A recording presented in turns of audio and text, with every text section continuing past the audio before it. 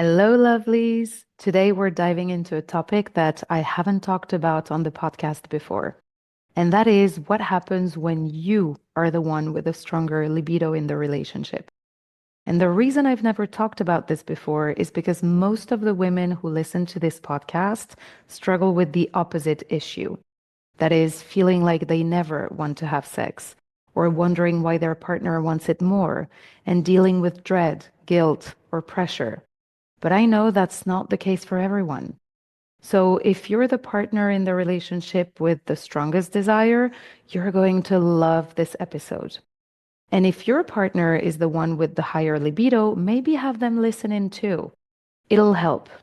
Either way, keep listening because this episode will help you understand this dynamic better, no matter which side you're on. All right. First, let's clear something up. If you're in a heterosexual relationship and you have the strongest sex drive, know that nothing is wrong with you. You're not too much.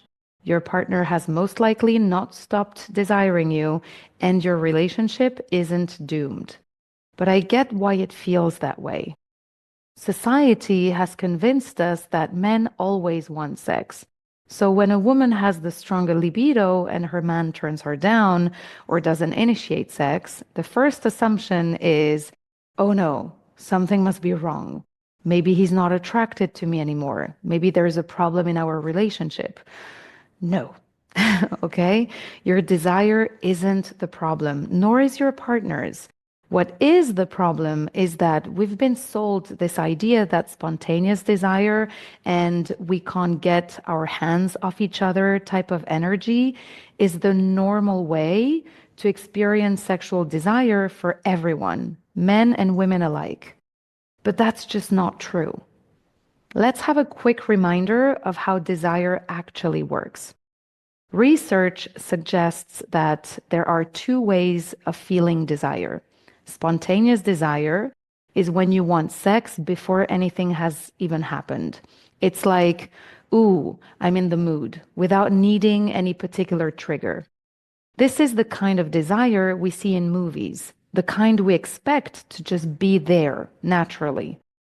Responsive desire, on the other hand, means that desire kicks in after things start happening. You don't necessarily feel like having sex at first, but with the right stimulation, touch, connection, context, desire wakes up. Now, a majority of men experience spontaneous desire and a majority of women experience responsive desire. But that doesn't mean that all men are spontaneous and all women are responsive. Some women feel desire spontaneously, and some men need the right context before they can feel turned on. It's not a strict rule. Also, how you experience desire can evolve over time, from one relationship to another, according to different phases of your life. Desire is fluid. But when you're a woman who experiences spontaneous desire and your male partner has more responsive desire, it can feel like you're in opposite worlds. So let me say this once more. This is perfectly natural, okay? Nothing wrong with this picture. So what's happening when you initiate sex and your partner doesn't reciprocate? The first thing I want you to hear loud and clear is that your partner is not rejecting you. They are rejecting the idea of sex in that moment. And that's a big difference. Desire isn't just about attraction. It's about what's happening in the brain and body. And sometimes something is pressing on your partner's brakes, stopping them from wanting sex. Let's talk about brakes and accelerators because this is huge in understanding desire. Your accelerator is what turns you on. It's all the things that tell your brain it's a good idea to have sex right now, like feeling connected, rested, loved, supported, physical touch, fantasy, context, and a bunch of other things. Your brakes, on the other hand, are what shut down desire. It can be stress, exhaustion, body image struggles, performance anxiety, relationship tension, anything that makes sex feel like a bad idea. So, if your partner isn't in the mood, it's not necessarily because they don't find you attractive or don't love you. In fact, this is most unlikely the case. Trust my experience working with women and couples and just statistics. What is much more likely happening, though, is that something is hitting your partner's brakes harder than their accelerator can keep up. And here's the thing. Because society tells men they should always want sex, a lot of them don't even realize they have breaks. They just know that they're not in the mood, and they don't have the words to explain why. When in reality, men are just humans, just like us. They experience emotions, some of which block their desire. They may not have their periods, but they go through cycles too, trust me. And holding them to the impossible standard of wanting sex on demand is neither fair on them nor us. So, what do you do when your partner is turning you down? How do you navigate this without resentment, frustration, or feeling rejected? Well, the first thing is to remember that not experiencing the same level of desire is absolutely natural. You are separate people. Therefore, you can't be experiencing the same things all the time. You wouldn't freak out when your partner is hungry and you're not, right? Or when your partner is tired and you're not, or even when they feel cold and you hot. The reason you worry about them not wanting sex when you do is because you make it mean something about you or the relationship. Oftentimes, we make it mean that they're not attracted to us anymore, that they somehow reject us. Well, that's the second thing to always remember. Your partner is not rejecting you. Like I said, they're rejecting the idea of sex in that particular moment. Which leads me to the practical part of what you can actually do about it. Number one is get curious about what's hitting your partner's brakes. Instead of taking it personally, ask what's making sex feel like a bad idea for them right now, or what's getting in the way of them accessing their desire. Are they stressed, exhausted, feeling disconnected? You can ask them from a curious and compassionate place. Once you know, you can work with them instead of feeling stuck in resentment or rejection. Number two is understand your partner's emotional floor plan. I introduced this concept in episode 29 of the podcast, but here's a quick recap. Sex educator Emily Nagoski describes our emotions as different rooms in our emotional house. Each of us have 7 rooms based on neuroscientist Jaak Panksepp's core emotional systems, which are play, seek, care, lust, panic/grief, rage, and fear.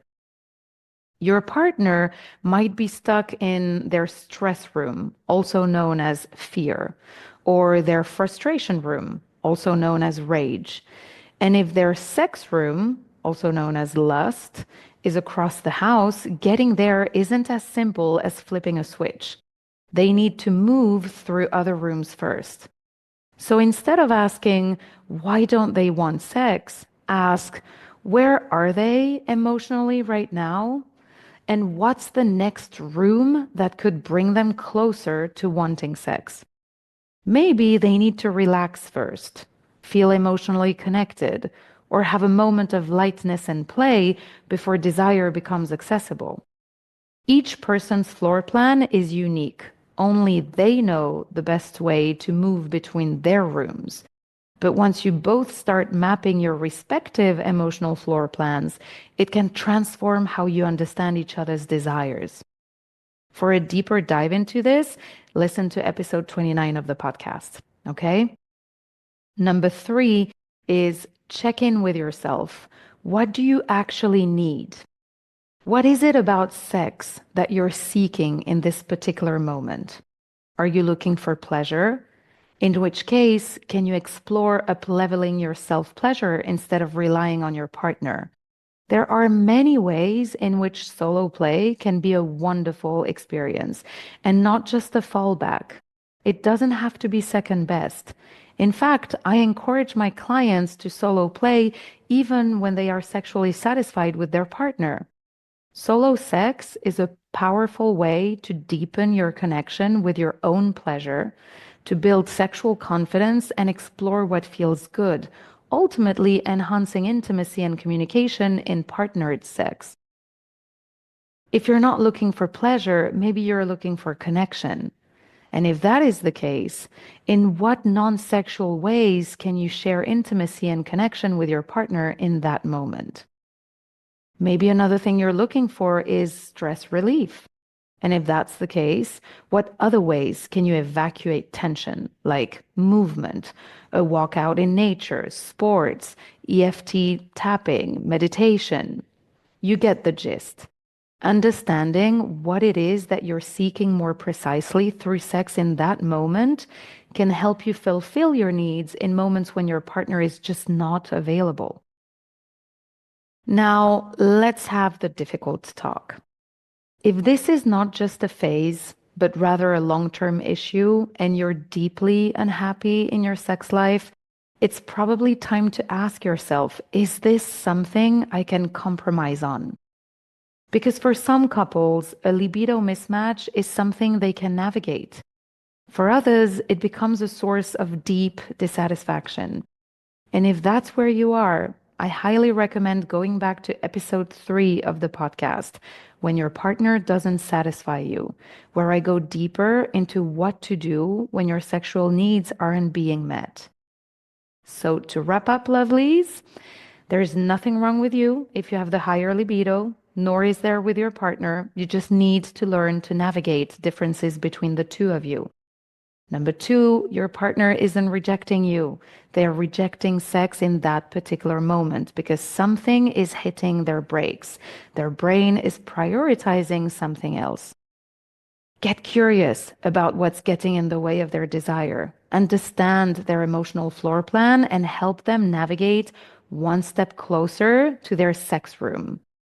Number 4 is check in with what you actually need and how your needs can be met despite your partner not being available. And the last one is if this is a long-term issue that's making you miserable, it's time for a bigger conversation. And if this episode resonated with you, I want to invite you to check out my pleasure plan session. It's a 60-minute session for women who feel disconnected from intimacy and don't know where to start.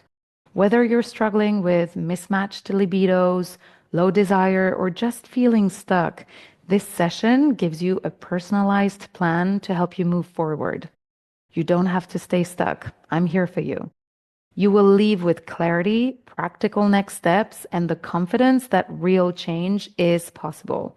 If that sounds like what you need, book your session at www.morganhorn.com/pleasureplan.